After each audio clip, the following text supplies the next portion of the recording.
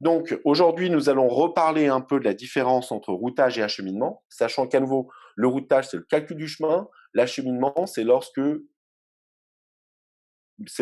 je relance le paquet, c'est-à-dire lorsque je l'achemine dans le réseau. Donc, router un paquet, s'il vous plaît, ne dites pas ça parce que ça ne fait pas beaucoup de sens. D'accord? On va voir qu'il y a une première chose qui est importante, c'est découvrir la topologie du réseau, car pour que les routeurs calculent ou sélectionnent les chemins, il faut connaître la topologie. Pour connaître la topologie, il y a deux approches. Il y a l'approche état de lien, dont vous avez peut-être déjà entendu parler, puisque ça utilise, c'est ce qui est utilisé par OSPF, et l'approche vecteur de distance, qui, elle, fait référence à un protocole tel que RIP.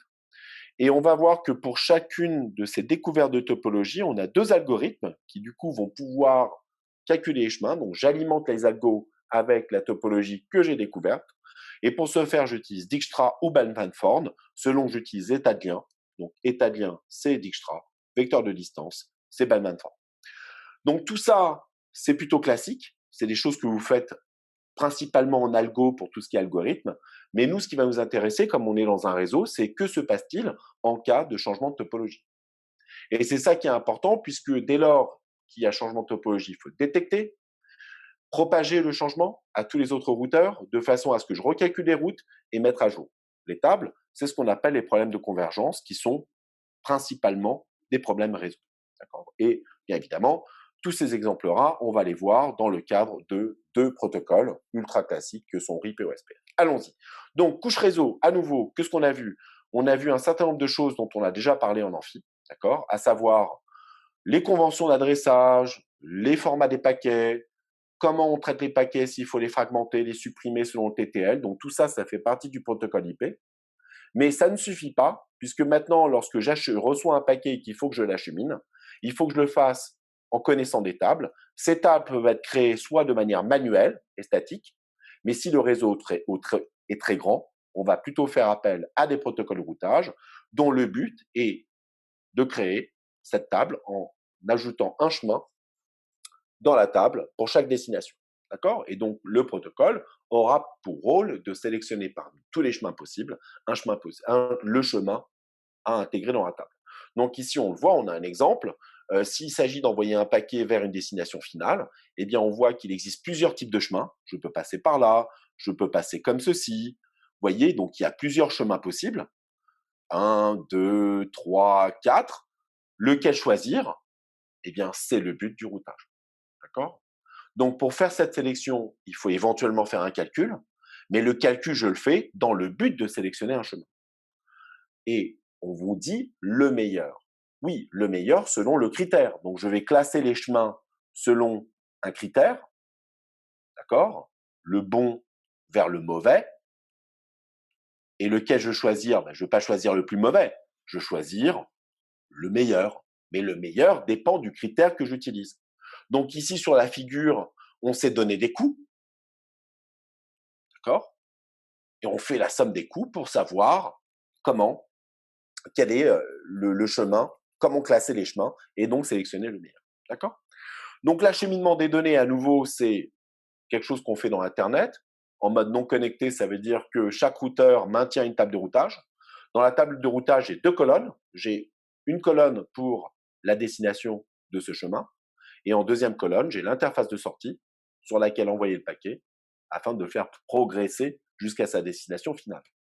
Donc, lorsque je reçois un paquet, que fait le routeur? Il inspecte l'entête du paquet, extrait l'adresse destination, utilise cette adresse pour rechercher dans la table si une entrée existe. Si cette entrée existe, dans ce cas-là, qu'est-ce que je fais? Eh bien, tout simplement, je l'envoie sur l'interface indiquée par cette entrée. Si jamais je n'ai pas de chemin, je supprime le paquet. Et qu'est-ce que peut faire un routeur éventuellement suite à la suppression de ce paquet, faute de l'existence d'un chemin? Qu'est-ce que je peux faire en plus de tout cela, jeunes gens? Allez, un mot-clé dans le chat pour celui qui arrive à voir, si vous êtes toujours là. ICMP, exactement. Comme le dit très justement Ryan, je peux éventuellement, si le routeur est configuré pour le faire, renvoyer un message ICMP comme quoi la désignation est injoignable. OK?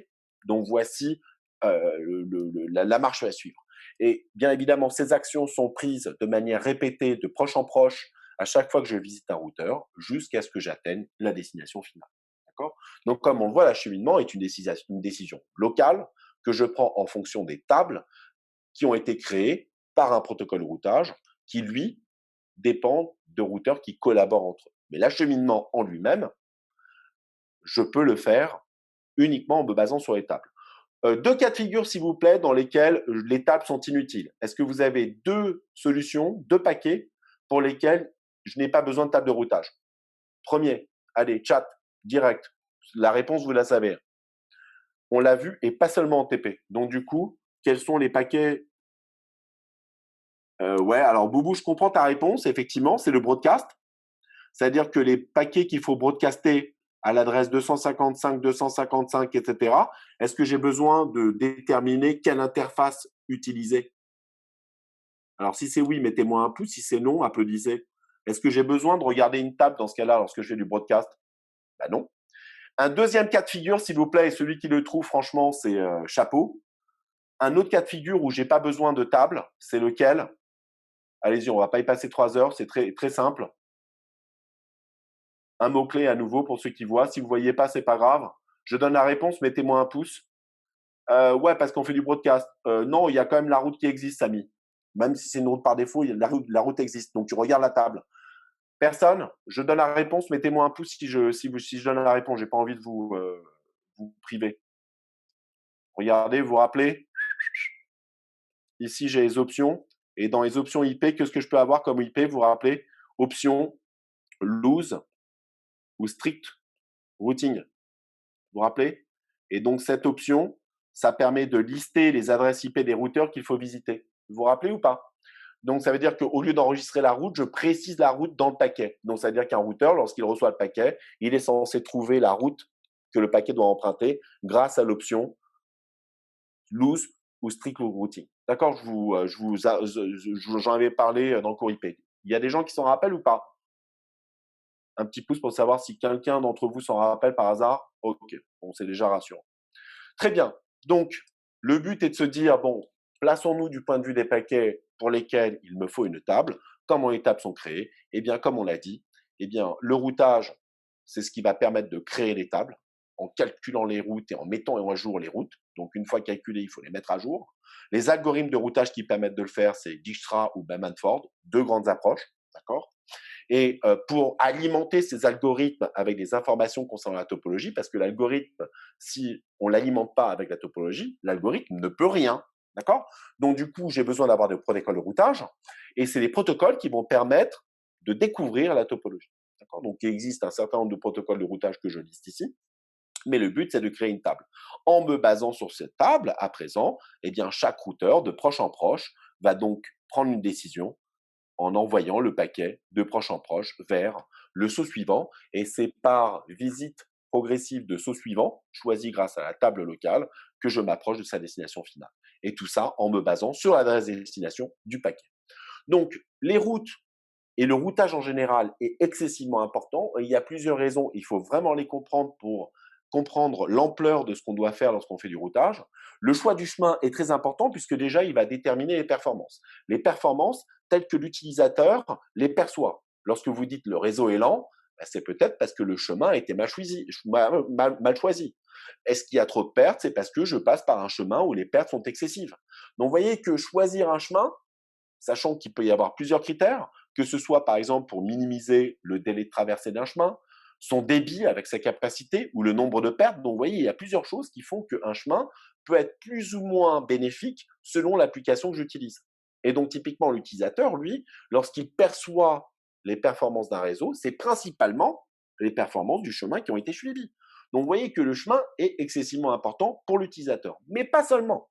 Il y a aussi l'opérateur. L'opérateur, c'est qui? C'est le type qui installe et maintient les routeurs dans son réseau. Donc, ça veut dire quoi? Ça veut dire qu'il va installer un routeur, creuser une tranchée à travers une route pour faire passer un câble d'une certaine longueur et d'une certaine capacité pour offrir des chemins possibles à ses usagers. De son point de vue, l'opérateur, c'est quoi son but? C'est de se dire que moi, avoir 10 routeurs ou des centaines de liens, ça me coûte de l'argent parce qu'il faut les maintenir, il faut les réparer s'ils tombent en panne. Donc tout ceci a un coût. Donc, ça veut dire que si moi, en tant qu'opérateur, j'ai déployé un réseau et que finalement, juste une sous-partie de ce réseau-là est utilisée, eh bien, je ne suis pas content. Parce que grosso modo, j'ai plusieurs liens à ma disposition, mais mon protocole de routage, lui, a tendance à concentrer le trafic sur des zones bien particulières. À quoi ça sert de payer pour d'autres zones alors qu'elles ne sont pas empruntées par le routage? Donc, le protocole de routage pour un opérateur, c'est aussi un protocole qui va être efficace dans le sens où il va garantir une utilisation totale de l'ensemble de la bande passante dans son réseau. Et pour cela, il faut que le routage soit configuré de façon à ce que je ne concentre pas le trafic sur des zones chaudes, des hotspots, mais faire en sorte qu'il est bien équilibré tout au long de mon réseau.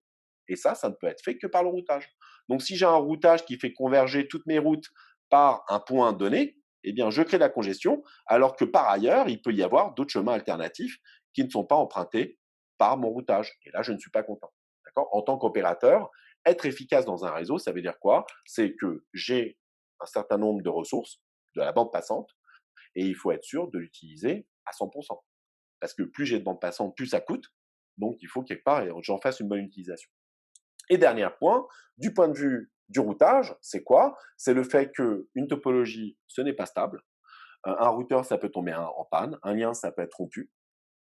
Tout comme ça peut être réparé. Ça veut dire que la topologie change, elle est dynamique. Et il faut faire en sorte que les routes soient recalculées suffisamment vite pour éviter que pendant la période transitoire, qu'on appelle de convergence, eh bien, des paquets vont être perdus. Il faut minimiser le nombre de pertes que je vais subir. Et pour ce faire, il faut être sûr que mes protocoles de routage, qui sont en charge de retracer les changements et de détecter ces changements et de propager ces changements dans le réseau, pour que les routeurs puissent les prendre en compte, réagissent rapidement. D'accord? Donc ça, c'est aussi important. Donc vous voyez, le routage a des impacts multiples qui touchent plusieurs acteurs. Ok? Donc, calcul des routes. Donc, il y a deux façons de faire. Donc, déjà, pour commencer, il y a la façon statique, on l'a déjà dit, je crée à la main mes routes dans ma table ou je les crée dynamiquement. Donc, statiquement, ça peut paraître un peu, comment dire, archaïque, mais c'est des choses que l'on fait. Pourquoi? Parce que tout simplement, première chose, ça vous permet d'avoir plus de contrôle. Parce que lorsque vous avez défini le chemin à suivre, eh ben, vous savez par où passent vos paquets. Donc, c'est-à-dire que s'il y a un problème, vous pouvez prédéterminer à quel endroit le problème s'est posé. Donc ça, c'est important de faire du statique. D'accord? Ensuite, ça me permet également de choisir des chemins de manière un peu variée. Le premier chemin, je peux le choisir parce qu'il optimise un critère. Le deuxième chemin, je vais le calculer pour une autre destination, étant donné un critère autre. Donc ça permet de mixer plusieurs critères selon les destinations, parce qu'il s'agit d'un serveur de voix, un serveur de vidéo, etc. Et donc, je vais adapter les chemins selon les destinations, chose qui n'est pas possible lorsqu'on est en dynamique. Bien évidemment, les plus gros problèmes qui se posent lorsqu'on fait du statique, c'est que ça ne passe pas le facteur d'échelle, c'est-à-dire que je peux le faire pour une dizaine de routes, mais s'il me faut créer manuellement des milliers de routes, comme il en est dans Internet, là, il y a un problème. D'accord? Et d'autre part, si une route tombe et qu'elle est plus disponible, il faut que quelqu'un manuellement vienne modifier la route et la mettre à jour. Et ça prend du temps. Donc, c'est-à-dire que la convergence est très lente. Et d'autre part, le facteur d'échelle fait que je ne peux pas effectuer ce genre d'approche pour un trop grand nombre de routes. Donc, du coup, en regard, on a quoi? On a les approches dynamiques qui font intervenir des protocoles de routage avec l'algorithme qui va avec. D'accord? Bien évidemment, la convergence est plus rapide, puisque là, automatiquement, les routeurs sont censés détecter les changements et les propager, et recalculer les routes en conséquence. Et du coup, ça, c'est également, comme c'est automatisé, c'est des machines, normalement, c'est censé passer le facteur d'échelle. D'accord? Donc, on voit que les deux points négatifs ici sont grosso modo positifs. Mais pour la même raison que c'est relativement simple lorsque c'est du statique, on peut remarquer que les algorithmes qu'on utilise ici sont extrêmement complexes. D'accord? Et ils sont complexes à tel point que, typiquement, ils utilisent énormément de CPU, puisqu'aujourd'hui, un routeur, 80% de son CPU, c'est le calcul des routes. Donc, un routeur dans le réseau, eh bien, ça utilise 80% de son CPU juste pour faire du calcul de route. Donc, c'est très complexe. Ça utilise de la mémoire, puisqu'il faut mémoriser, stocker quelque part toute la topologie que j'ai découverte. Il faut la maintenir en mémoire. Et là, ça peut faire des mémoires assez importantes. Et la bande passante. Pourquoi? Parce que, à nouveau, je propage le changement. Cela crée des mises à jour. Eh bien, ça va augmenter la consommation de bande passante en raison de ces messages de contrôle. Ensuite, le débugage est relativement compliqué. Donc, si le routage plante à un moment donné, si j'ai une boucle qui apparaît à un instant donné, eh bien, débugger la raison pour laquelle un algorithme a planté, sachant qu'il est distribué et qu'il se passe au niveau de tous les routeurs, c'est assez compliqué à débugger. D'accord? Alors que lorsque je choisis un chemin, je sais exactement pourquoi j'ai choisi et pourquoi il ne marche pas. Ici, c'est plus compliqué. Et d'autre part, comme j'ai dit, ici, les critères sont relativement simples et il faut qu'il y ait un même critère qui soit appliqué à l'ensemble des routes, d'accord, dans ma table de routage. Alors, ce qu'il faut savoir, c'est que en pratique, ce qu'on fait, c'est qu'on fait un mix des deux. Donc, il n'y a pas vraiment une bonne et une mauvaise solution, c'est que les deux sont faits en parallèle. Qu'est-ce que je veux dire par les deux? Ouh là là, il y a quelqu'un qui a débloqué son micro. Bon, c'est pas très grave, je vais essayer de le bloquer. Hop, je muet. Donc, ça veut dire quoi? Donc, ça veut dire qu'ici, ce que je fais, c'est que tout simplement, en pratique, plus je vais à l'extérieur du réseau, plus je fais du statique. D'accord? Donc, ça veut dire qu'en bordure, sachant qu'il ne me faut pas connaître non plus 36 milliards de chemins, puisque j'ai la route par défaut, eh bien, je peux faire du statique. Par contre, plus je vais vers le cœur du réseau, plus je vais faire du dynamique. D'accord? Donc, les deux approches sont mixées dans un réseau, sachant que les routeurs de bordure ont fait beaucoup de statique, le cœur du réseau ont fait beaucoup de dynamique. Très bien. Donc, comme on l'a dit, hein, le protocole de routage, c'est un algorithme. L'algorithme de routage, pardon, c'est quelque chose qui s'exécute au niveau des routeurs. Donc, c'est les petites bulles rouges que vous voyez ici. D'accord? Donc, c'est local. Ça s'exécute en local. Mais pour alimenter ces algos, eh bien, j'ai besoin d'un protocole que je vous ai représenté ici avec des flèches bleues qui reviennent pour tous les routeurs à s'échanger des messages entre eux de façon à construire et découvrir la topologie du réseau. D'accord? Donc, tout ça est fait de manière distribuée. Donc, le calcul se fait de manière locale au niveau d'un algorithme, que ce soit Bellman-Ford ou Dijkstra. Mais par contre, pour les alimenter, et c'est ce que vous n'avez pas vu en algorithmique, c'est un protocole qui doit donc en permanence détecter si un lien est tombé, si un routeur a craché, etc. D'accord? Bon.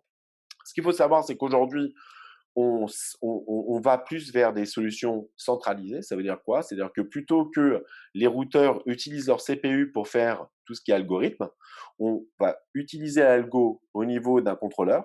Donc, ça veut dire que le contrôleur, lui, va typiquement collecter toutes les informations sur la topologie, faire le calcul en local et en retour installer les routes au niveau des routeurs. D'accord? Donc ça permet de faire quoi? Ça permet au niveau des routeurs de se contenter de faire de l'acheminement sans être occupé à faire du routage.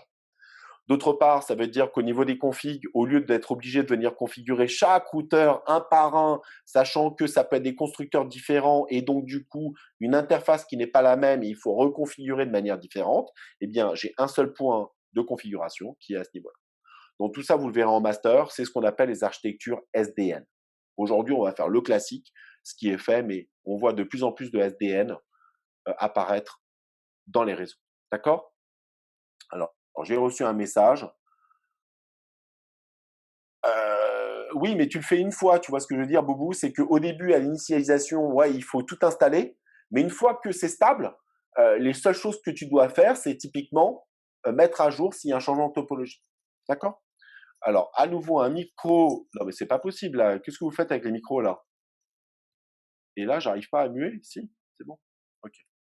Ah bah oui, parce qu'en plus, il me pose la question à chaque fois si. Ok. Très bien. Donc, allons-y. Donc, comme on l'a compris, hein, et je suis désolé de m'apesantir dessus, mais je vous assure que si vous n'avez pas compris cette différence, vous comprendrez rien au cours. Donc, il est important que vous ayez compris tout ça parce qu'un protocole derrière un algorithme, vous les connaissez déjà. Donc, l'algorithme, c'est ce qui permet de faire du calcul de meilleures routes, tout au moins de classifier les routes selon un critère donné, qui va me permettre de donner la meilleure, soit la plus courte, puisque en local, ce que l'on fait généralement, c'est du calcul qui se base sur une notion de distance, et on verra comment mesurer la distance d'un chemin. D'accord? Et que pour réaliser ce calcul, ou ce classement des routes, lorsqu'on utilise Dijkstra, Dijkstra doit connaître la topologie complète du réseau, tandis que si je fais du Bellman-Ford, il me suffit d'avoir une vision purement locale de la topologie. En parallèle, j'ai un protocole donc, qui va venir donc, justement découvrir la topologie pour que l'algorithme puisse s'exécuter. Pour que le protocole puisse fonctionner, il y a un état initial. Et ce qu'il faut que les routeurs connaissent, c'est leur voisin direct. Donc, il faut configurer manuellement l'adresse IP des voisins. Sinon, je ne les connais pas. Donc, c'est manuel. attention. Le coût des liens, si jamais j'utilise un protocole qui donne un coût au lien pour calculer la somme des coûts. Et cette configuration se fait généralement manuellement. Et oui, les coûts ne sont pas calculés de manière dynamique. Il y a une personne qui va me donner le coût. Et l'état des liens qui, elle aussi, est dynamique. D'accord ? Donc, 3 choses. Mes voisins directs, à savoir quels sont les liens vers mes voisins adjacents. Pour chacun de ces liens, le coût qui doit être statique. Et qui plus est, l'état des liens, à savoir si le lien est up ou down. D'accord ? Et ça, c'est à moi de le détecter. D'accord ? Tout le monde comprend ? Donc, juste pour discuter, alors vous allez peut-être certains d'entre vous être surpris du fait que le coût soit manuel. Pourquoi est-ce qu'il est manuel ? Tout simplement parce que si je le fais de manière dynamique, ça rajoute une charge sur les routeurs qui doivent mesurer le coût. 2, le coût peut commencer à varier de manière trop fréquente. Et ce qui fait que pour chaque variation de coût, il faut recalculer le chemin à chaque fois. Vous voyez, ça crée trop de variations. Donc, du coup, pour garder le réseau le plus stable possible, les coûts sont statiques et manuels. C'est comme ça, c'est la vie. Je suis désolé, si on vous avait dit le contraire, c'est un mensonge. Donc, est-ce qu'on vous avait dit que c'était dynamique avant ? Allez, mettez un pouce si vous pensiez que c'était dynamique et applaudissez si vous pensez que c'était statique. Pour ceux qui suivent. Ah, tout le monde pensait, la plupart pensaient que c'était statique. Ben, c'est bien. Alors, j'avais dit pouce statique, je crois. Hein. Bon, peu importe. Mais tant mieux. Donc, dès lors que j'ai ces informations en local, disons que si une d'entre elles change, par exemple, si le coût change ou si l'état du lien change, c'est-à-dire s'il est down ou up, à nouveau, eh bien, il va falloir communiquer ces informations-là vers tous mes voisins. D'accord ? Donc, il faut informer mes voisins, voire tous les réseaux, tous les autres routeurs, de ce changement-là pour que chacun sache quel chemin recalculer. D'accord ? Oui, exactement, Hugo, mais on verra pourquoi est-ce qu'on paye le prix. Donc, dans Internet, à nouveau, pour faire la sélection des routes, on doit, à nouveau, parce qu'on est dans Internet, pour chaque destination, calculer un chemin unique. On ne peut pas faire de multi-chemin dans Internet. Parce qu'à nouveau, si 80% c'est pour un chemin, si vous voulez en calculer 2, comment on fait pour calculer 2 chemins alors que déjà, pour en calculer un, j'utilise 80% du CPU. J'ai pas 160% de CPU, donc je ne peux pas faire de multi-chemin. D'accord ? Donc c'est QFD. Donc il est inutile de revenir sur des histoires de multi-chemin. Ça va m'agacer à la fin. C'est comme ça. Chemin unique. Donc pour ce chemin unique, à nouveau, il faut qu'on se donne un critère de sélection. C'est ce qu'on appelle aussi une politique de routage. D'accord ? Qu'est-ce qu'on entend par choisir le meilleur ou le plus court ? Eh bien, lorsque je fais du Bellman-Ford ou du RIP, puisque le protocole de Bellman-Ford, c'est RIP, eh bien, c'est calculer le nombre de sauts, c'est-à-dire combien de routeurs la route est longue de, d'accord ? Ou si je fais de l'OSPF, je configure manuellement le coût des liens et OSPF va choisir le plus court chemin comme étant celui dont la somme des coûts est le plus petit. D'accord ? Donc, en cas d'égalité vers une destination donnée, je vais toujours privilégier le plus court. D'accord ? Bon. Donc, ce que je veux dire par coût statique, ça veut dire que dans Internet, le trafic, le routage ne réagit pas à la charge de trafic. Donc, c'est-à-dire que le routage est insensible à la congestion. C'est-à-dire que si une route qui paraît courte ne l'est pas parce qu'il y a trop de trafic et ça ralentit le trafic, parce que les files d'attente des routeurs sont pleines, est-ce que le routage va réagir à ça ? Non. Est-ce qu'on est d'accord ? C'est comme ça. Et non, Ali, je le répète à nouveau, le coût est statique. Je ne sais pas comment le dire différemment en français, mais ça ne réagit pas à la charge. D'accord ? S'il y a congestion, je ne le fais pas. Et la raison est simple, pour vous en convaincre, c'est que la congestion, c'est volatile. Ça apparaît ici, ça disparaît par ici. Donc, c'est-à-dire qu'à un instant donné, si je dois mesurer la congestion, c'est très coûteux à mesurer. Et si je dois réagir, ça veut dire que tous les chemins vont déplacer la congestion avec eux. Donc, du coup, c'est pour ça qu'on ne le fait pas. Alors, les changements de topologie, justement, par contre, c'est ceux… Alors, je suis désolé, c'est juste pour effacer. Donc, les changements de topologie, eux, sont importants et il faut les prendre en compte. Et les changements de topologie, c'est plusieurs choses. C'est les pannes, les maintenances. Donc, à un moment donné, il faut que je mette à jour l'iOS de mon routeur. Il faut que je l'éteigne, il faut que je le reboote. Donc, ça fait quoi? Changement de topologie. Les changements de configuration. Par exemple, si je modifie manuellement le coût des liens, il faut informer tout le monde que le coût a changé. Donc, vous imaginez, si maintenant vous laissez le routeur changer le coût de manière dynamique, à chaque fois, il faut réannoncer le coût à tous les routeurs. D'accord? Donc, et ce qu'il faut comprendre également, c'est que, ouais, il y a des pannes, il y a des maintenances, mais les pannes, il peut y avoir aussi les réparations. Un lien qui est tombé, que maintenant j'ai réparé, ben, c'est la même chose qu'une panne, c'est un changement de topologie. Donc, vous voyez que, attention, un changement de topologie, c'est pas forcément un événement malheureux. Ça peut être aussi un événement heureux, genre j'ai réparé le routeur, j'ai réparé mon lien. C'est comme ça, d'accord? Donc ça, c'est aussi important de l'avoir fait. Alors, dans tous les cas de figure, ça prend du temps. Et le temps que ça prend, c'est ce qu'on avait déjà appelé la convergence depuis le début. Il faut détecter le changement, donc ça veut dire que le lien tombe, il faut que je le flag comme étant de up à down. Et ça, c'est pas immédiat, ça prend du temps. Et c'est le rôle du routeur de savoir si ou non le lien est toujours valide. Une fois que j'ai détecté, il faut que je propage cette information-là aux autres routeurs. Donc, dans RIP, c'est mes voisins directs. Dans OSPF, c'est j'inonde à l'ensemble du réseau. Une fois que j'ai propagé, il faut que les routeurs recalculent les routes. Et pour les routes que j'ai recalculées, eh bien, il faut mettre à jour les tables. Et tout ça, ça prend du temps. Et pendant ce temps, qu'est-ce qui se passe? Ben, je perds des paquets. Donc, il faut faire au plus vite. D'accord? Donc, il y a des pertes, etc. Donc, il faut faire attention. Peu importe. Donc, les protocoles de routage dans Internet, il y en a deux grandes familles. Il y a l'état de lien. Et je le répète, c'est ce que fait OSPF avec, ben, c'est écrit ici, OSPF avec Dijkstra. D'accord? Et là, ici, ce qu'on a, c'est ce qu'on envoie périodiquement, c'est ce qu'on appelle des paquets d'état de lien. Un paquet état de lien, c'est un paquet dans lequel un routeur va lister tous les liens vers ses voisins directs. Donc là, dans ce paquet, je vais avoir trois liens. Le lien 1, lien 2, lien 3. Et pour chacun de ces liens, je vais envoyer le coût et l'état. Up, up ou down. Et c'est cette information-là que j'envoie et que j'inonde partout dans le réseau. Donc, c'est très coûteux, oui, effectivement. Mais de ce fait-là, ça veut dire que ça converge plus vite. Ah oui, d'accord? Donc, c'est ça. C'est ça qui fait que l'inondation est acceptable. C'est parce qu'elle nous permet de converger beaucoup plus rapidement grâce à l'inondation. D'accord? Une fois que les paquets ont été inondés, cela va permettre de venir peupler une base de données dans laquelle je maintiens la topologie du réseau que je découvre. Parce que vous voyez, grâce à ces trois liens, tout le monde dans le réseau connaîtra l'existence de ces liens, leur état et leur coût. Ces informations-là, je vais les maintenir dans une topologie.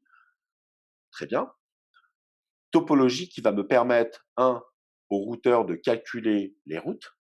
Et une fois que j'ai la route complète, je vais pouvoir extraire le saut suivant et le mettre dans ma table. Donc dans Dijkstra, attention, c'est encore plus violent. Ça veut dire que pour déterminer quel est le saut suivant le meilleur, Dijkstra, pour s'en assurer, doit calculer le chemin complet pour être sûr que le saut suivant, le premier routeur, était le bon. Vous voyez comment c'est coûteux, hein? Mais bon, c'est comme ça.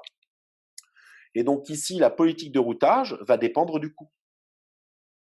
Donc la valeur maintenant que je vais donner à un coût, à un lien, eh bien comment je vais définir cette valeur, sachant que c'est à l'administrateur de le faire, eh bien j'ai plusieurs heuristiques. Ça peut être en me basant sur la distance du lien. Donc je mesure la distance de tous mes liens et je vais donner un coût qui est proportionnel à la distance. Donc plus le lien est long, plus le délai de propagation est long. Ce que je peux faire aussi, c'est mesurer la capacité de mon lien, c'est-à-dire la bande passante. D'accord? Et donc la capacité, je vais prendre un coût qui est inversement proportionnel à la capacité. D'accord? Ce qui va me permettre donc de numéroter tous mes liens de cette façon-là. Alice, ça dépend de où, qui, etc. Donc voilà.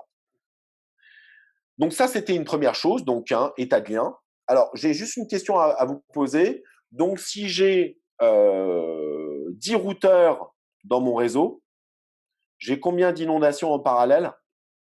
même si c'est pas synchrone, mais j'ai combien d'inondations en théorie en parallèle, en même temps?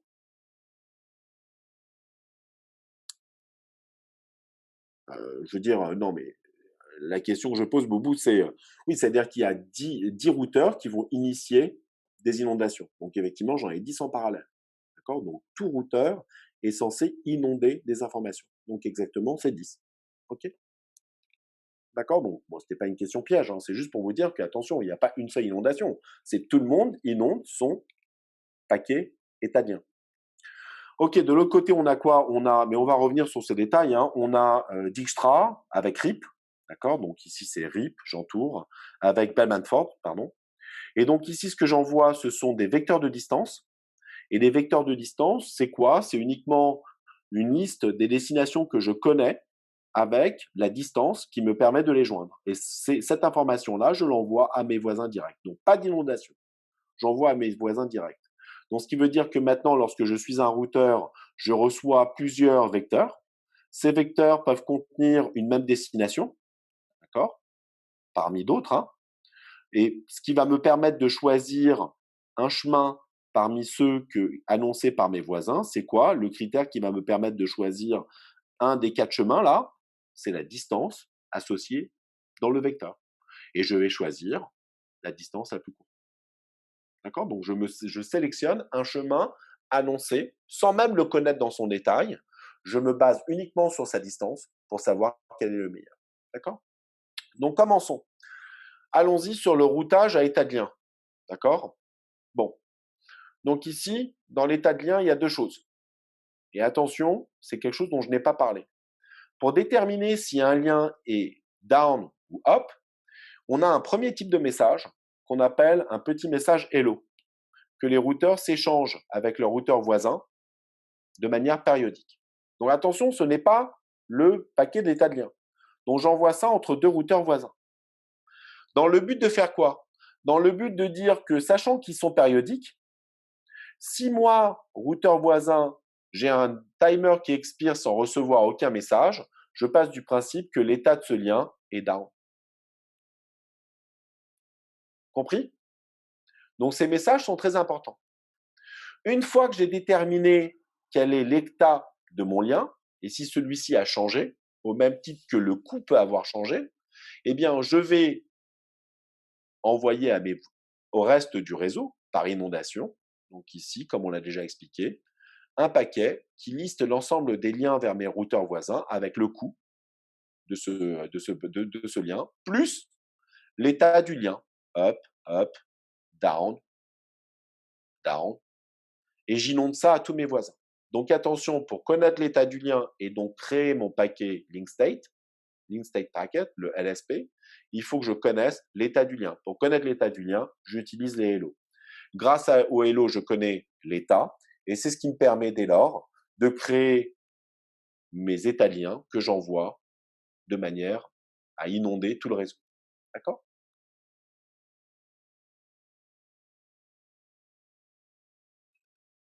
Il y a des questions. Oui. Non, non, pas du tout. C'est à nouveau, hein, il n'y a pas de réponse. Il y a juste le fait que moi, je cherche à déterminer s'il est down ou up. Pour faire ça, j'envoie dans les deux sens des hello. Donc, si tu veux, tant que je reçois des hello, je sais que c'est up. Pas de problème. Si à un instant donné, je reçois plus aucun hello, mon timer expire et me dit que maintenant, je suis passé dans l'état down. S'il y a changement, dans ce cas-là, j'inonde un LSP. D'accord? Un état de lien. C'est tout. De la même manière, si le coût d'un lien change parce qu'il a été modifié manuellement, cela va également entraîner une inondation. J'espère que j'ai répondu à la question. Donc, deux types de messages, les deux sont totalement différents.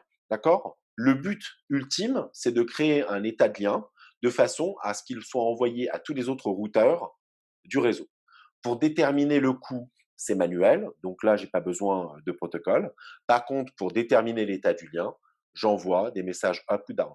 À nouveau, rappelez-vous, hein, le routage, ça tourne au niveau de la couche 3. Au pire, la couche qui peut être au courant de l'état de la porteuse, c'est la couche 1. Mais vous voyez qu'ici, on n'a pas de communication entre les couches 1 et 3. Donc, du coup, il faut que la couche 3, le protocole de routage, détermine par lui-même quel est l'état du nœud. Donc, une fois que j'ai propagé, les informations qui ont été propagées sont stockées dans une base de données qu'on appelle la base de données d'état de lien, qui permet dès lors à Dijkstra de calculer le chemin complet vers une destination donnée. D'accord? Et en mettre à jour ces tables. Donc très bien, donc l'algorithme de Dijkstra, vous avez déjà certainement dû le voir. C'est un algorithme itératif où, grosso modo, cela revient à faire un parcours du réseau. C'est-à-dire que j'ai un graphe. Ici, disons que c'est le routeur qui cherche à calculer le chemin. Ce routeur a plusieurs voisins qui eux-mêmes ont des voisins, etc., etc. Et donc le but ici, c'est de déterminer dans quel ordre est-ce que je dois parcourir les nœuds du graphe pour déterminer de manière optimisée, c'est-à-dire sans être obligé de reboucler et refaire des parcours, de découvrir aussi vite que rapidement le plus court chemin vers un nœud. D'accord? Donc tout le choix ici est basé sur comment choisir, d'accord, le prochain nœud à inspecter dans le graphe pour en déterminer le chemin le plus court. Donc il y a plusieurs optimisations qui ont été proposées et qui justement se basent là-dessus et qui permet d'avoir de meilleurs résultats concernant la complexité de l'algorithme. D'accord? Mais en tout cas, au début, à nouveau, je suis le seul. Je regarde mes voisins directs, d'accord, qui sont adjacents.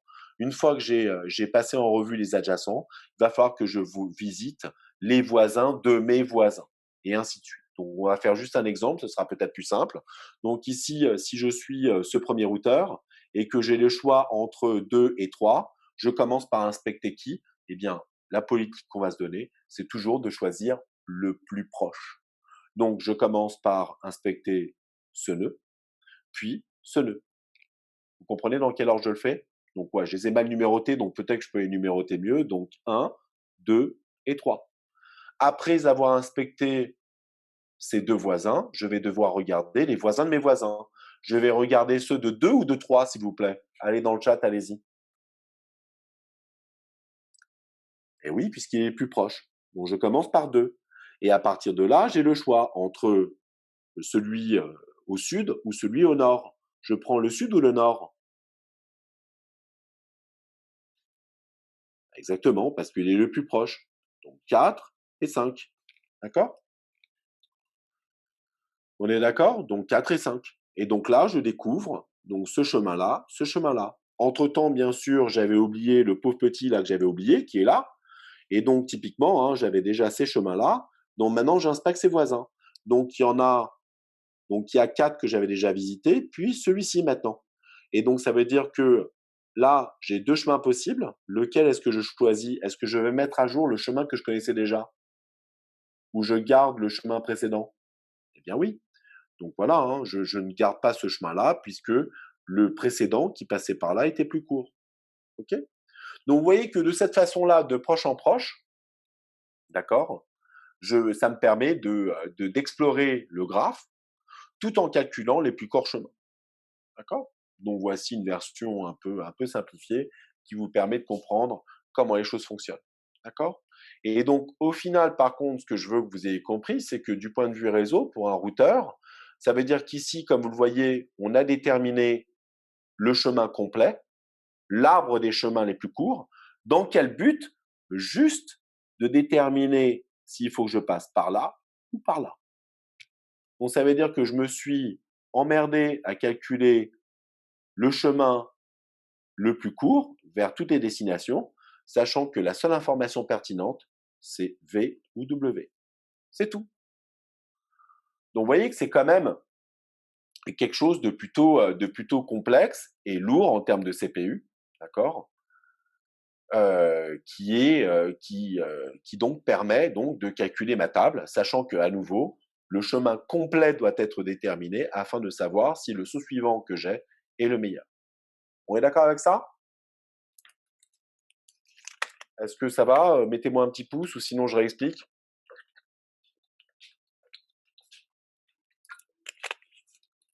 Alors, Boubou, juste pour dire que moi, U, alors attendez, on va peut-être le faire ici. Donc, moi, U, il faut que je connaisse tous les liens du réseau pour pouvoir exécuter l'Ixtra.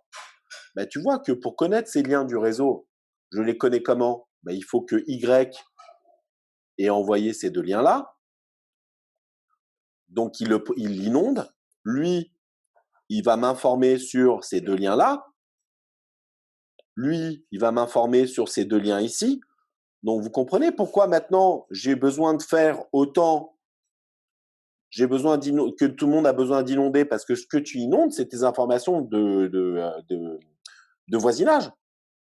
Donc, si tu dois connaître tous les liens du réseau, il faut que tous les routeurs inondent. Tu comprends, Boubou?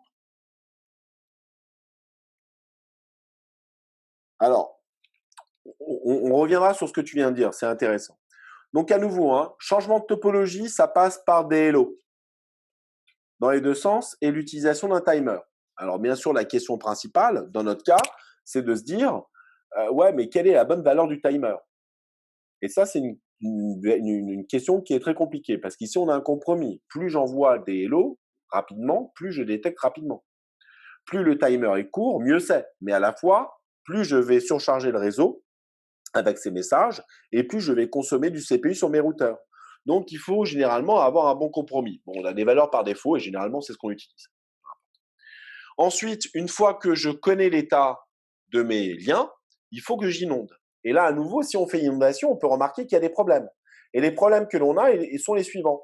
C'est que comme vous le voyez ici, là, dans la figure d'en bas, quand je reçois ce premier message, eh bien, je vais le renvoyer, Z va le renvoyer partout.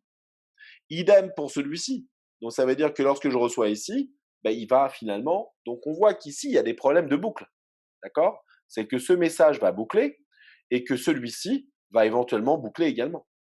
Donc, il faut qu'on règle ces problèmes, puisque un des gros problèmes de l'inondation, c'est justement les boucles de routage. Donc, pour régler ces problèmes, eh bien, on a plusieurs solutions qu'on va voir sur le transparent suivant. Et aussi, un des autres problèmes qu'il faut régler, c'est si jamais une des mises à jour est perdue sur un lien, ben, ça fait que les bases de données ne sont plus cohérentes. Et dans ce cas, ça veut dire que les routes de chacun des routeurs sont totalement incohérentes. Donc ça, c'est un problème. Donc du coup, premier problème de la fiabilité, qu'est-ce qu'on va faire pour rendre l'inondation fiable? On va utiliser des accusés et des retransmissions. Donc ça veut dire quoi? Ça veut dire que lorsque j'envoie et que j'inonde, eh bien ce que je m'attends à recevoir de proche en proche, ce sont des accusés. Vous voyez que c'est encore plus coûteux que vous ne pensiez, parce que pour tout message inondé, il faut accuser.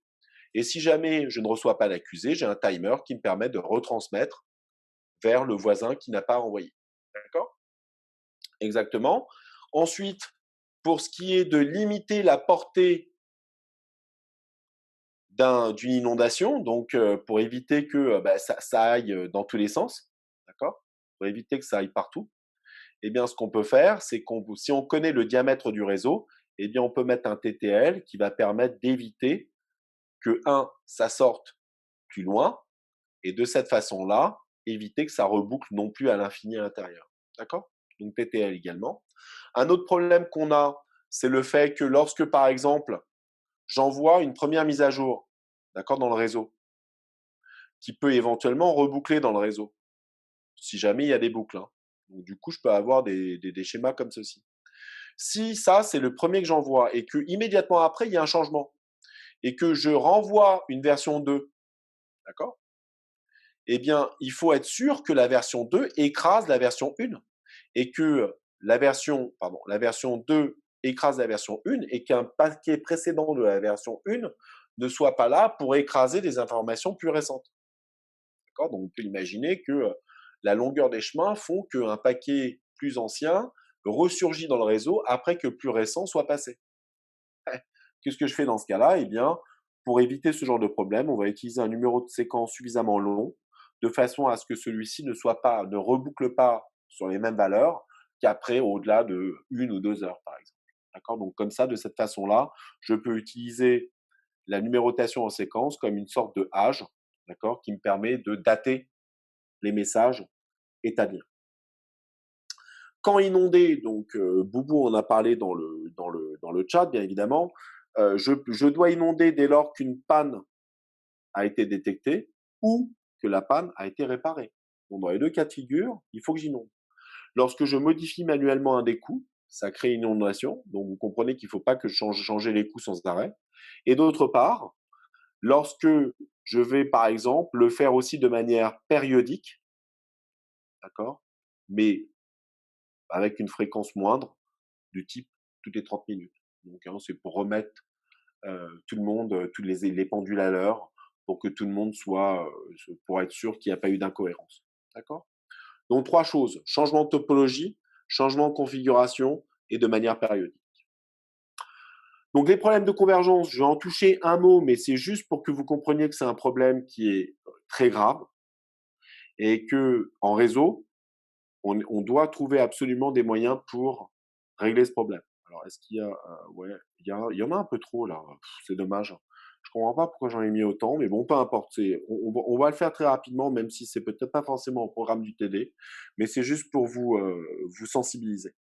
Donc, regardez ici ce que j'ai perdu un lien. D'accord? Donc, disons que le lien tombe à l'instant T0. D'accord? Rupture. Et bien évidemment, vous comprenez que les paquets, je continue à les recevoir. Les paquets à destination de Y. Qu'advient-il de ces paquets, s'il vous plaît, à l'instant T0?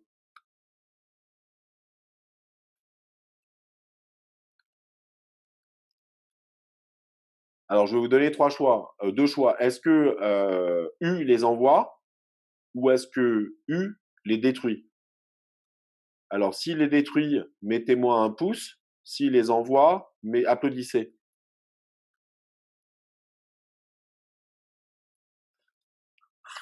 OK. Donc, à T1, j'ai expiration du Hello Timer. Ça veut dire qu'entre T0 et T1, est-ce que je savais qu'il y avait rupture de lien, s'il vous plaît? Quand est-ce que je me rends compte de la rupture du lien? Boris a raison. À quel moment est-ce que je me rends compte qu'il y a rupture? À T1. Donc ça veut dire que pendant tout ce temps-là, j'envoie. Sauf que j'envoie dans quoi? Dans ce qu'on appelle un trou noir. Donc ça veut dire que les paquets sont perdus non pas parce qu'ils sont supprimés, mais parce qu'ils tombent dans un trou noir puisque l'interface n'est plus existante. Donc effectivement, ici, il y a envoi avec, je ne sais pas où le mettre, mais trou noir, et donc perte. Ici, il y a perte. Pourquoi? Parce qu'elles sont volontaires, entre guillemets. D'accord? Volontairement, je vais supprimer ces paquets. Ensuite, ce qui va se passer, je vais envoyer le nouveau link state packet vers V. Mais d'après vous, entre le moment où U a la nouvelle route, si T3, c'est l'instant, ou T2, peu importe, nouvelle route pour U. D'après vous, est-ce que V lui aussi connaît la nouvelle route instantanément, de manière synchrone au même instant?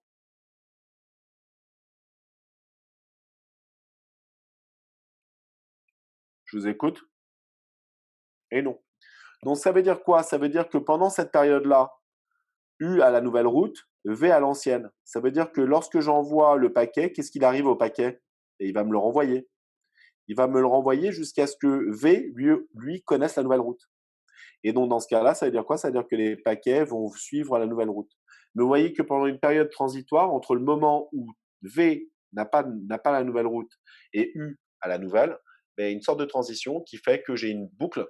Et donc là, pendant la boucle, qu'est-ce qui va advenir? Perte en raison de quoi? En raison du TTL. D'accord? Donc, vous voyez qu'il y a plusieurs phénomènes qui font que des pertes adviennent, mais ces pertes adviennent pour des raisons différentes. Premier instant, trou noir. Deuxième instant, TTL qui expire.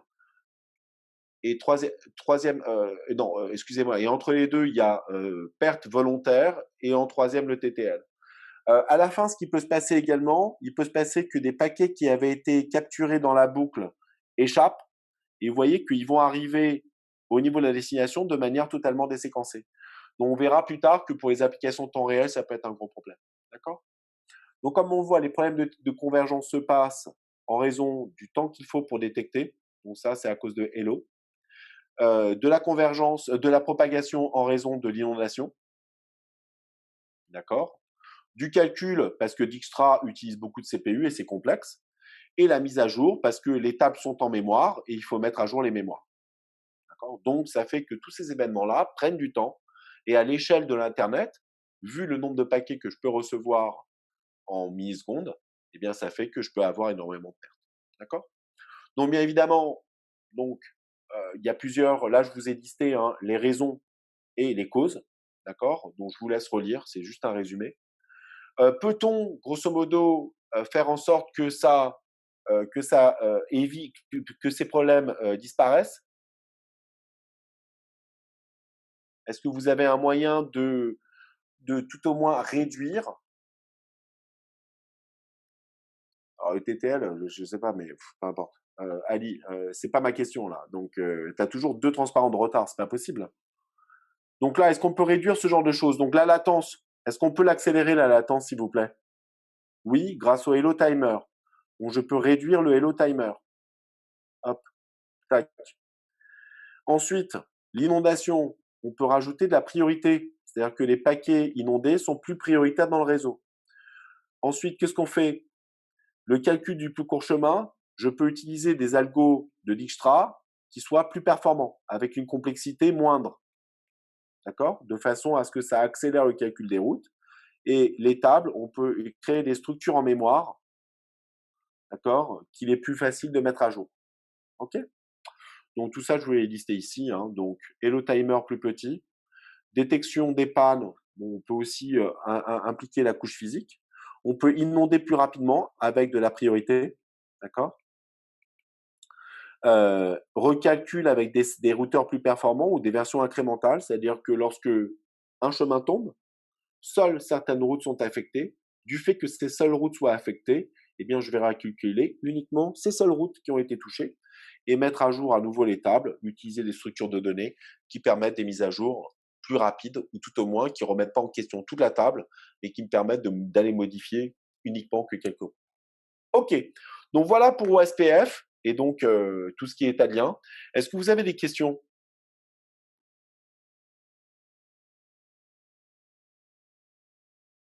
C'est bon pour tout le monde? Ça va, on n'est pas trop en retard. Eh ben, allons-y alors. Parlons de RIP, qui est plutôt relativement simple. Donc ici, à nouveau, RIP est basé sur ce qu'on a appelé des messages de vecteurs de distance.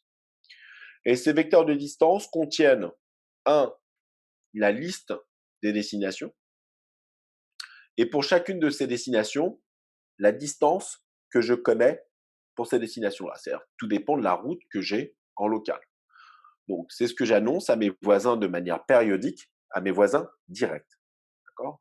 Et je le fais soit de manière périodique, soit lorsqu'il y a un changement. Donc, si à un instant donné, ma route ou j'ai ma table de routage qui est mise à jour, cela va entraîner l'envoi d'un vecteur vers mes voisins. D'accord? Donc, deux phénomènes. De manière périodique ou suite à un changement dans ma table. D'accord? Bon. En se basant sur ces vecteurs, ce que fait Manford, c'est à nouveau, comme je l'ai dit, hein, je vais comparer les distances annoncées pour une même destination par l'ensemble de mes voisins et je vais choisir comme saut suivant le voisin qui a annoncé la meilleure distance vers sa destination. D'accord? Et donc, si jamais cela provoque une mise à jour dans ma table, je vais envoyer un vecteur. Si c'est une destination que je ne connaissais pas, dans ce cas-là, je vais créer une nouvelle entrée dans ma table, ce qui va bien évidemment encore provoquer l'envoi d'un vecteur, à mon sens. Donc ici, l'équation un peu magique hein, qui fait que Bellman-Ford fonctionne, c'est à nouveau, là, je note le fait que je reçois la distance d'un chemin annoncé par X pour une destination Y, donc Y est la destination, d'accord? Et donc, ce que je fais ici, c'est que lorsque moi, V, je reçois ce vecteur de X pour une destination Y. Si là, j'ai un coût, alors non, c'est C, pardon. Si le coût du lien vers X est de C, eh bien, ce que je fais, c'est que je fais la somme du coût plus la distance qui a été annoncée dans le vecteur, d'accord? Et ce que je fais, c'est que je mets à jour, alors c'est dans l'autre sens ici, mais c'est pas grave, je mets à jour mon vecteur. Donc ici, on va prendre un exemple pour voir si vous avez compris. Donc, U a combien de voisins, s'il vous plaît? Est-ce que vous pouvez lister avec moi les voisins de U? Il en a combien? J'ai combien de voisins? Attention, tu en as oublié un. Donc, j'ai X, j'ai Y et j'ai W. D'accord? Et donc, typiquement, regardons. Et là, on va se poser du point de vue de Z comme étant la destination. D'accord? On va faire cas par cas, peu importe. Donc, Z étant la destination. Donc, quel est, du point de vue de X, le meilleur chemin, la distance du meilleur chemin connu vers Z, s'il vous plaît?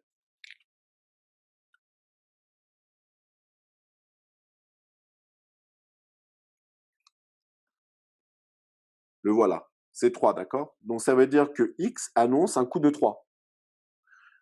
Si je me place du point de vue de Y, quelle est la distance du meilleur chemin pour joindre Z, s'il vous plaît?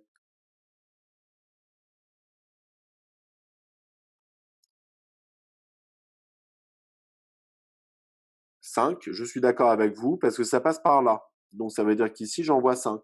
Et du point de vue de W, quel est le meilleur chemin, s'il vous plaît, du point de vue de W? 3. D'accord? Donc, ça veut dire que j'annonce ça. Donc, maintenant, sachant que pour aller de U à W, j'ai ces coups ici. Donc, du coup, quel est le meilleur parmi tout cela? Donc là, il faut faire plus 1. Ici, il faut faire plus 2. Et ici, il faut faire plus 5. N'est-ce pas? Et donc, je me retrouve avec le meilleur chemin étant X. D'accord? Et c'est ce que je vais mettre dans ma table. D'accord? Donc, vous comprenez comment ça fonctionne. Donc, voilà. Donc, ici, est-ce qu'il y a véritablement un calcul de distance? Pas forcément, puisque la distance est déjà comprise dans le vecteur. Donc, moi, tout ce que je fais, c'est parmi toutes les routes qui sont annoncées par W, Y et X, tout ce que je fais, c'est que je sélectionne la meilleure. Okay? Donc, l'algorithme ici est un algorithme où, à nouveau, ce que j'annonce dans le vecteur, c'est le coût du chemin. Okay? Bon, peu importe. Et que typiquement, au départ, de manière initiale, tout comme dans OSPF, il faut que manuellement, on ait configuré la distance vers mes voisins directs. C'est-à-dire qu'au début, tout ce que je connais, c'est à quelle distance se situent mes voisins directs. D'accord? Et donc, ça veut dire qu'à partir de là, c'est ce que je vais envoyer périodiquement. Chacun des routeurs vont s'envoyer entre voisins ce fameux vecteur initial. Et au fur et à mesure, je vais découvrir, grâce au vecteur de mes voisins, d'autres destinations qui vont venir enrichir ma table, ce qui va provoquer l'envoi d'un nouveau vecteur. Et ainsi de proche en proche. D'accord? Donc, grosso modo, ça se passe par bonds successifs. Donc, si on prend ici le fait que l'algorithme soit itératif, ça veut dire quoi? Ça veut dire que j'attends. J'attends que ma table ait changé. Si ma table change, j'envoie mon vecteur vers ma destination de tous mes voisins. Et de cette façon-là, d'accord, je propage des changements ou de nouvelles destinations. D'accord? Donc, c'est relativement simple. Donc, ça veut dire quoi? Ça veut dire que c'est itératif, puisque de manière itérative et asynchrone, on fait quoi? On crée des changements, ça crée des vecteurs, ça crée des changements dans les tables, et ainsi de suite. D'accord? Donc, si on prend un exemple, donc ici, j'ai ce réseau que j'ai à gauche. Donc, si je regarde du point de vue de X, d'accord? X a pour voisin Y et Z. Eh bien, évidemment, est-ce que pour joindre Y et Z, est-ce que je connais, pardon, pour joindre, ouais, donc pour joindre Y et Z, voilà les chemins que je connais. Oh, mince, j'ai appuyé sur la souris. Donc, je connais quoi? Je connais 2 et Z. Si je regarde X, c'est pareil, d'accord? Donc, Y, pardon, connaît quoi? Y connaît ses voisins directs. Et Z, ok, connaît ses propres voisins, à savoir ceux-là. Donc, qu'est-ce qui va se passer ici? Chacun va s'envoyer des informations. Donc, ça veut dire que Y envoie son vecteur à X, Z envoie à X son vecteur. Et on peut remarquer que grâce au vecteur de Y, eh bien, ici, je peux mettre à jour l'information concernant Z, puisque Y m'annonce un coup de 1. D'accord? Donc, sachant que lui m'informe de ce chemin-là, et bien du coup, X peut mettre à jour sa route. Idem pour Z. Z va découvrir quoi? Eh bien tout simplement lorsque Y annonce le coût de 2 pour X, eh bien du coup Z va découvrir ce chemin vers X. D'accord? Donc vous voyez que typiquement, les choses se font par un saut.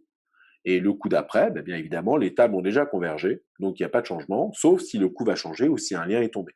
Est-ce qu'on est d'accord? Vous voyez comment les choses se passent, donc c'est par rebond successif, hein. Voilà, hop, et ça fait une mise à jour. Ok. Bon, donc c'est ce qui est utilisé par RIP. Alors juste une petite question parce que on se l'est peut-être pas posé, c'était mis dans un transparent, je ne sais pas si vous l'avez lu. Comment est-ce que fait ici un routeur RIP pour détecter une perte de lien, s'il vous plaît? Est-ce que vous avez une idée?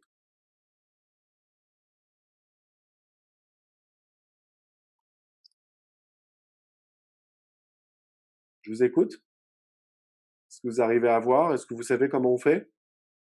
Alors si c'est non, dites non, hein. Alors on l'a pas conservé. Là, ce que je fais, c'est que je vous montre tous les vecteurs que je reçois. C'est juste pour montrer les vecteurs que je reçois. Là, c'est uniquement les vecteurs que j'ai reçus de mes voisins, d'accord? C'est juste pour vous montrer, je garde en mémoire les vecteurs, c'est juste ça, d'accord? Oui, alors s'il est infini, mais comment je fais pour savoir qu'il est infini? À nouveau, hein, tout à l'heure dans SPF, on a vu. Vous avez compris, dans SPF, comme on a fait pour savoir si un lien est tombé, on a fait du hello. Ici, qu'est-ce qu'on fait dans RIP pour savoir si le lien est tombé?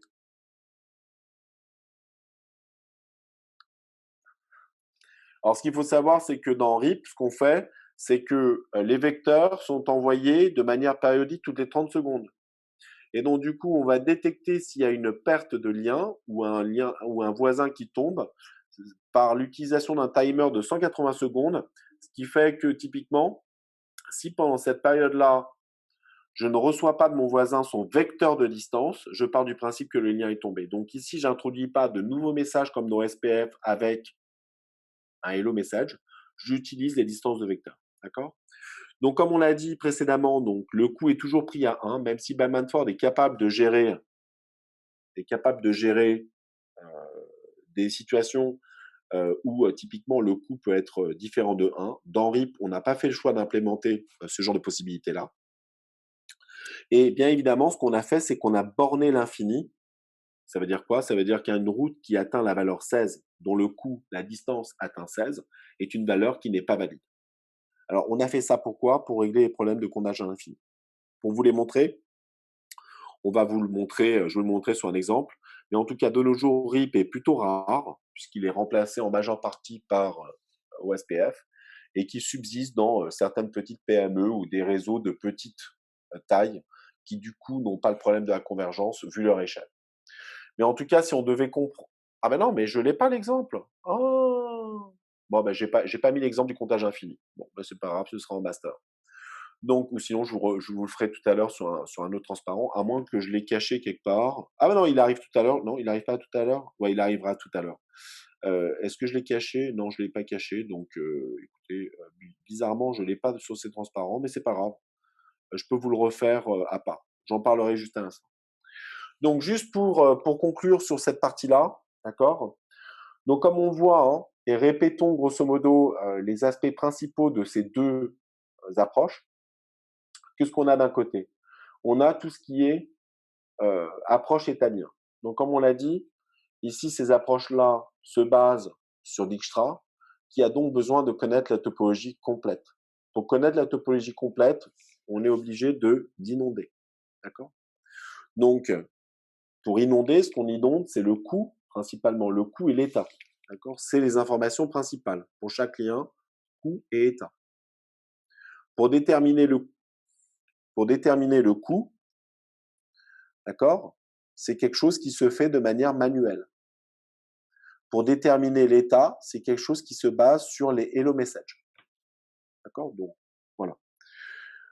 Une fois que je connais la topologie complète, Dijkstra va calculer le chemin complet de la source vers la destination en déterminant le détail de tous les routeurs pour chaque destination. Et c'est grâce au chemin complet que je vais pouvoir extraire le saut suivant que je vais faire intervenir dans la table. D'accord? Donc, c'est assez violent. Donc, il y a plusieurs politiques de routage, comme on l'a fait. Et cette politique, pour l'implémenter, dépendra du coût que l'on choisit. On a déjà parlé, hein, distance du lien, capacité du lien. Bon, tout ça, ce sont des exemples. D'accord? Et le protocole, à proprement parler, qui implémente l'état de lien, c'est OSPF, sachant qu'il existe une autre version qui est celle de Cisco, qui s'appelle ISIS, mais qui est très, très similaire. De l'autre côté, on a quoi? On a le vecteur de distance, où là, finalement, un routeur découvre la topologie grâce au vecteur envoyé par ses voisins. Dans ces vecteurs, je liste pour chaque destination les distances que je connais.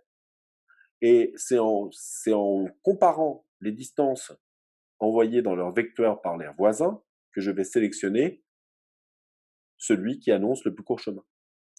Donc ici, ça veut dire quoi? Ça veut dire qu'aucun routeur ne connaît le chemin complet.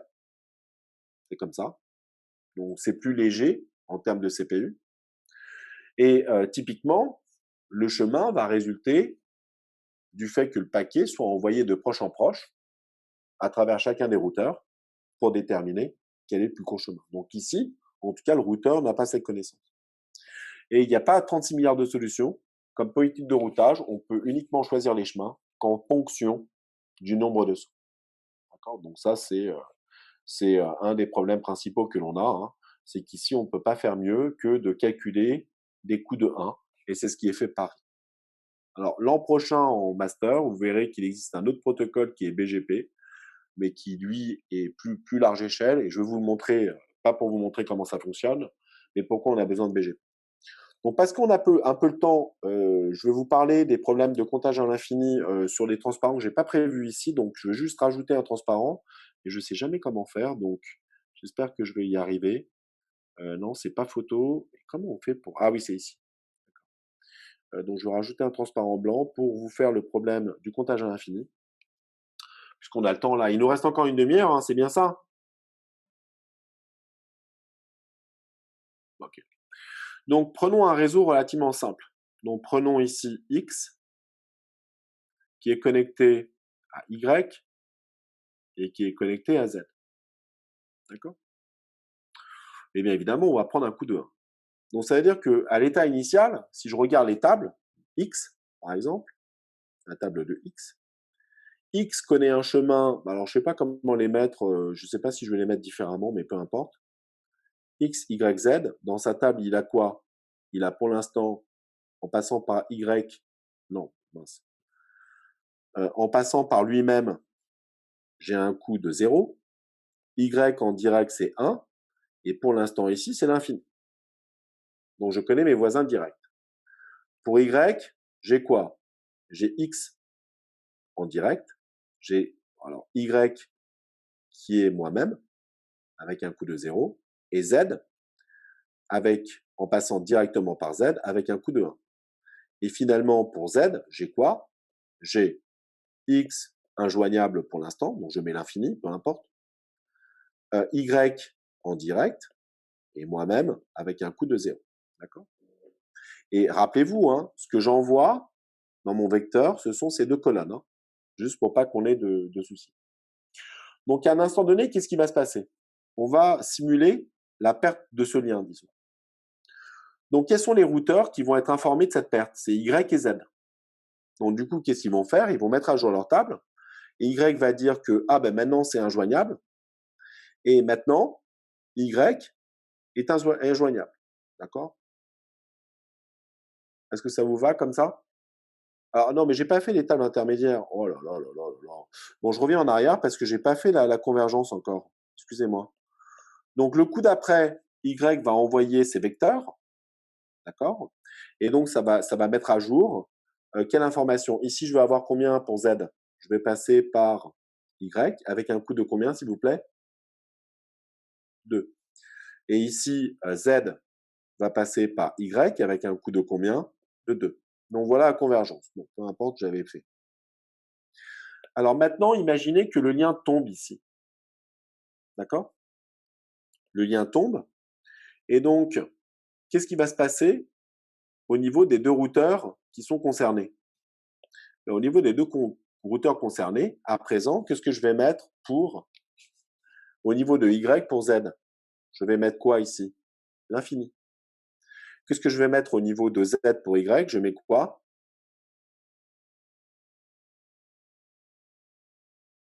Je mets l'infini également, puisque c'est injoignable. Sauf que ce qui va se passer, c'est que alors que Y est en train de mettre à jour ses tables, parce que tout d'abord il faut mettre à jour mes tables, il va recevoir malheureusement la mise à jour qui provient de X, le vecteur de X. Et donc que va lui dire X? X, il lui envoie ces informations-là, puisque X n'est pas encore au courant de la perte de lien, puisque pour être au courant, il faut que Y lui dise. Sauf que Y n'a pas eu le temps de lui dire encore, puisque Y est occupé à mettre à jour sa table. Donc ici, je reçois ça. Qu'est-ce que ça va provoquer, s'il vous plaît, au niveau de Y concernant Z? Quel est le nouveau coup que je vais mettre à la place de l'infini pour Z au niveau de Y? Eh ouais, je vais mettre 3. Mais du coup, cette nouvelle information, Y va l'envoyer à X. Et donc, X, du coup, il va mettre quel coup là au lieu de 2?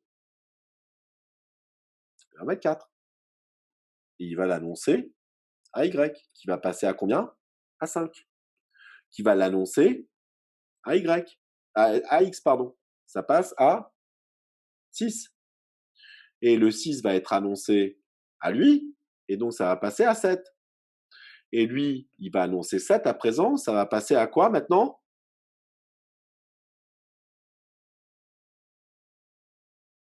À 9. Donc vous voyez que ça, ce phénomène, c'est ce qu'on appelle le comptage à l'infini. Et le seul moyen qu'on ait trouvé, en tout cas, d'arrêter le process au bout d'un moment, c'est de faire quoi? C'est de dire, une fois que tu arrives à 16, ça veut dire que ta route, elle est nulle, elle n'existe pas. Vous voyez, c'est un peu basique comme solution. OK? Donc c'est pour ça qu'on utilise la valeur 16. Tout le monde a compris? Pourquoi est-ce qu'on a mis 16?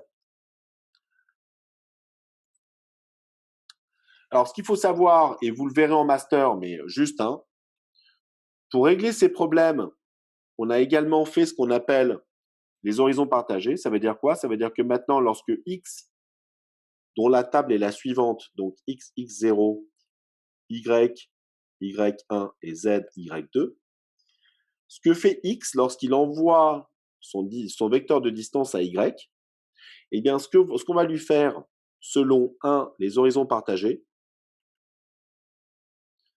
c'est que pour éviter les problèmes de comptage à l'infini, qu'est-ce qu'on va mettre dans le vecteur? Est-ce que vous pensez qu'on va mettre les informations concernant Y? On va essayer de se passer de cette information-là. Pourquoi? Parce que dire à Y qu'il est joignable, ça apporte pas grand-chose, et lui dire que je sais comment joindre Z, ça n'a pas beaucoup d'importance. Donc ça, c'est les horizons partagés. Une autre solution qu'on a mis en place qui est encore plus efficace, c'est ce qu'on appelle le poison inversé. Et ça revient à faire quoi? On va tout de même annoncer ces destinations, sauf que pour éviter que Y ne les choisisse dans le futur, on met quoi à la place comme valeur pour les coups? Qu'est-ce qu'on va mettre pour dégoûter Y?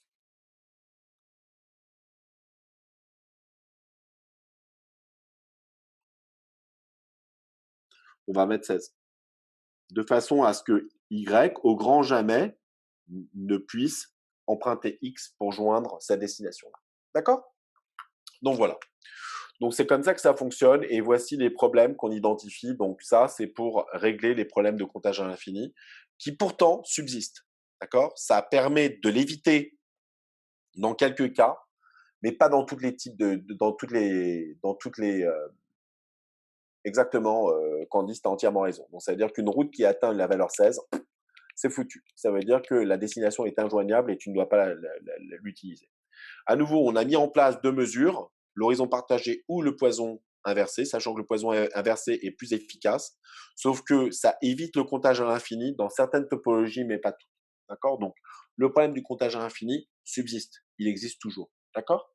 Donc, c'est pour ça que RIP, au fur et à mesure, maintenant, on commence à le remplacer. OK? Bon, pourquoi est-ce que j'ai parlé de BGP tout à l'heure? Donc, juste pour conclure, c'est ce qu'il faut savoir, c'est que Internet, à vrai dire, n'est pas un réseau plat. Qu'est-ce que je veux dire par là? C'est que l'Internet, c'est plusieurs réseaux administrés par différentes entités qui se connectent entre elles, et c'est ce qui fait que j'ai un réseau de couverture mondiale. D'accord? Donc, ça veut dire qu'il n'y a pas un État ou une espèce d'organisme qui est chargé de monitorer ou de déployer l'infrastructure d'Internet. Non, c'est plusieurs sociétés dont le boulot est de maintenir une infrastructure réseau, d'accord? Et je la mets à disposition de l'Internet en me connectant au reste du réseau. D'accord? Donc ça veut dire quoi? Ça veut dire que si je regarde, à vrai dire, il existe une sorte de découpage administratif de l'Internet. Qu'est-ce que je veux dire par là? Je veux dire que les routeurs et les liens, ben, tous, sont censés être sous le contrôle d'une autorité administrative. D'accord? Et principalement, quelqu'un a payé pour installer ses routeurs, quelqu'un a payé pour ses liens. D'accord? Il l'a pas fait gratuitement, il le fait pour faire de l'argent, bien sûr. Hein. Et donc, ça veut dire que quelqu'un l'administre. Et donc, ce qu'on fait, c'est que ce qu'on a vu aujourd'hui, au SPF ou RIP, ce sont les algorithmes qui sont censés s'exécuter au sein d'un seul de ces domaines. Pour la très simple raison que ces protocoles-là ne peuvent pas s'exécuter à l'échelle de l'Internet. C'est impossible. Donc, ces protocoles, c'est ce qu'on appelle pour cela des IGP, Interior Gateway Protocol, ou des protocoles intra-domaines. Tout le monde comprend pourquoi on appelle ça des protocoles intra-domaines? Parce qu'ils sont censés s'exécuter uniquement au sein de ces systèmes qu'on appelle des systèmes autonomes. D'accord? Tous les réseaux qui sont sous l'administration d'une même entité. Par exemple, le réseau de Sorbonne. Sorbonne, ça forme un réseau. Personne ne peut venir faire de l'ingérence, donc ça veut dire qu'en local, je peux faire ce que je veux. Et pour calculer les chemins en local, c'est-à-dire entre une source et une destination appartenant au même domaine, le routage découle de l'utilisation soit de OSPF ou de RIP, selon ce que j'ai choisi. D'accord? Maintenant, bien évidemment, la question est la suivante, c'est oui, mais alors, monsieur, si jamais j'ai une source qui appartient à un domaine et une destination qui est hors de mon domaine, comment je fais pour calculer ce chemin? Sachant qu'on l'a déjà dit, OSPF, c'est uniquement dans un domaine. Donc, ça peut me donner le plus court chemin entre des machines appartenant au même domaine. Et quand bien même je voudrais étendre OSPF à l'échelle de l'Internet, c'est impossible. Je ne peux pas inonder à l'échelle de l'Internet. Donc, plusieurs raisons font que ça ne peut pas fonctionner. Donc, c'est pour cela qu'on a introduit un nouveau protocole. Et ce protocole tourne au-dessus de tout ça. Ça veut dire quoi? Ça veut dire que du point de vue de ce protocole, chaque AS représente un nœud dans un graphe. Donc là, vous le voyez, hein, j'ai la S1, j'ai la S2, 3 et 4. Et ce que fait BGP à son niveau, c'est de calculer les plus courts chemins en se basant uniquement sur le graphe des AS, sans se poser la question du détail de chacun des AS. Pourquoi?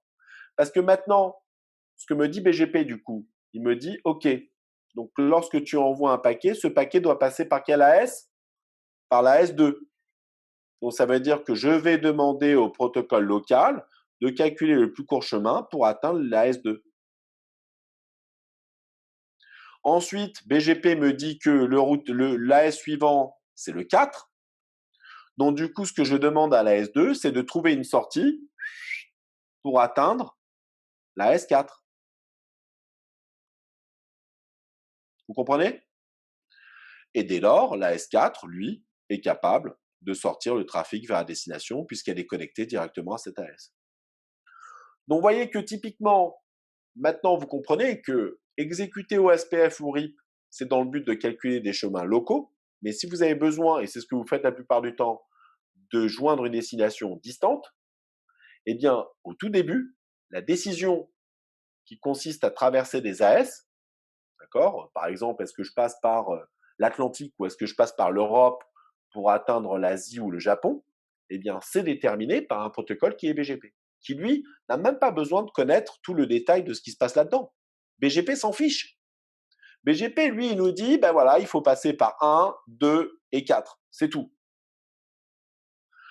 Et ce n'est qu'après que en local, d'accord, chacun des chemins en local, pour relier les tronçons manquants, ce que BGP ne me fait pas, me donne les informations en local. Donc tout le monde arrive à comprendre cette architecture à deux niveaux ou pas? C'est bon? Donc attention, aujourd'hui, tout ce qu'on a fait, c'est un petit bout minuscule de ce qui est fait dans Internet. Le gros du morceau, c'est ce qui se passe dans BGP.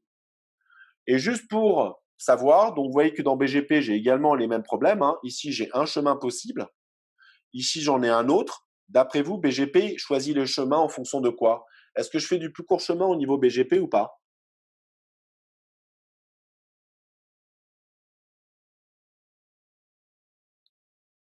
Eh bien non. Ce que je fais, c'est que ce que vous devez comprendre, c'est que cette interconnexion ici que j'ai représentée, le fait d'être connecté vers des voisins et le fait d'avoir le droit d'envoyer du trafic vers mes voisins, ça résulte de quoi? Ça résulte d'accords commerciaux. Parce que vous comprenez bien que pour lui ici, recevoir du trafic en transit, lui, c'est coûteux pour lui. Pourquoi? Parce que ça utilise sa bande passante. Donc du coup, que ce que je fais pour autoriser le trafic, je vais lui facturer. Vous comprenez bien que c'est pas gratuit. C'est la même chose pour les compagnies aériennes. Lorsque je traverse le ciel, l'espace aérien d'un pays, je suis facturé. C'est pas gratuit, hein. Bien évidemment, en Europe, on a des accords, comment dire, des accords, je sais plus comment on dit en français, des accords à l'amiable où on dit, bah, tu peux survoler l'Italie sachant que moi, je te facturerai pas. Mais lorsque vous traversez d'autres pays, je sais pas si vous voyagez vers la Chine, bah, selon le pays que vous traversez, eh bien, la compagnie doit payer une taxe pour avoir emprunté l'espace aérien de ce pays-là. Ben, ici, c'est pareil. Donc là, lorsque j'envoie du trafic à travers un AS, ben, l'AS va me facturer. Donc, le fait d'avoir le droit de passer par là, d'accord, eh bien, vous comprenez que, par exemple, BGP va optimiser le coût d'un lien, le coût en termes financiers d'un chemin. D'accord? Donc, voilà ce que fait BGP. Donc, est-ce qu'on fait du plus court chemin de bout en bout? Est-ce que c'est ce qu'on fait? C'est du plus court chemin? Non. D'accord? Donc très bien. Donc c'est le routage à deux niveaux, hein. Et donc ça veut dire quoi? Ça veut dire que, attention, une des conséquences que vous allez voir, hein, sur ce transparent-là, c'est le fait que, un, lorsque j'ai ici la table finale, elle résulte pas d'un seul protocole, mais de deux protocoles. Il faut combiner les deux informations que j'ai obtenues, l'une qui provient de BGP, l'autre qui provient, par exemple, alors ici je me rappelle plus si c'est OSPF, eh bien c'est les informations d'OSPF. Et c'est ces informations-là qu'il va falloir combiner entre elles pour pouvoir déterminer le chemin qui me permette d'atteindre une destination. D'accord? Donc, il y a deux protocoles qui rentrent en ligne de compte. À nouveau, dans les exemples qu'on va faire, que ce soit en TP ou ailleurs, généralement, la source et la destination appartiennent au même domaine. D'accord? Et dans ce cas-là, OSPF suffit. Mais si, par exemple, il me faut aller vers une destination ailleurs, dans ce cas-là, j'ai besoin des deux. BGP plus OSPF. D'accord? Donc voilà. Donc en conclusion, qu'est-ce qu'on a vu? On a vu que le routage, ça permet de sélectionner une route. Et c'est cette route que je vais inscrire dans ma table. Pour réaliser cette sélection de routes, pour toutes les destinations de l'Internet, les routeurs doivent, un, découvrir la topologie du réseau, premier point, et que, en plus d'avoir découvert la topologie du réseau, qu'est-ce qu'on doit faire? On doit dès lors propager cette information et que tous les routeurs connaissent et aient la même connaissance du réseau du point de vue de sa topologie. Donc, grâce à ces informations-là, c'est là où le calcul du chemin va se faire. Et pour cela, j'utilise un algorithme de routage. Et à l'issue de l'algorithme, les chemins qui auront été calculés c'est ceux qui sont installés dans une table. Donc, pour faire le calcul des chemins, il y a 2 algorithmes principaux, d'accord? Il y a Dijkstra, il y a Bellman-Ford. Dans BGP, c'est un peu bizarre ce qu'on fait, donc vous le verrez en master, donc il n'y a pas véritablement d'algorithme à proprement parler. Et on a vu que une des choses une des choses les plus importantes que l'on a lorsqu'on parle de routage, principalement en réseau, c'est les problèmes de convergence. Donc il faut se doter d'un protocole qui soit capable de pouvoir détecter et propager rapidement une mise à jour dans ma topologie. Et pendant cette mise à jour de la topologie et recalcul des routes, eh bien, j'ai une période transitoire, d'accord, pendant laquelle les tables ne sont plus cohérentes et il y a des pertes. Donc, toute cette période transitoire va entraîner un certain nombre de dégâts qui vont être perçus par les utilisateurs et qui font que quelque part, eh bien, on peut avoir des situations assez graves, d'où le fait qu'il faille toujours faire en mesure de réduire au maximum cette période de convergence. Donc voici pour aujourd'hui, jeunes gens. Merci pour votre attention. Donc ça a été relativement court. Donc tant mieux. Hein. J'ai peut-être perdu la main et je me rends plus compte de la durée. Mais si vous avez des questions, je suis là encore pour les 13 minutes qui restent, donc pas de souci. Donc je peux prendre des questions sur le cours en priorité. Et si on n'a pas, des questions sur d'autres aspects de l'UE, comme vous le sentez.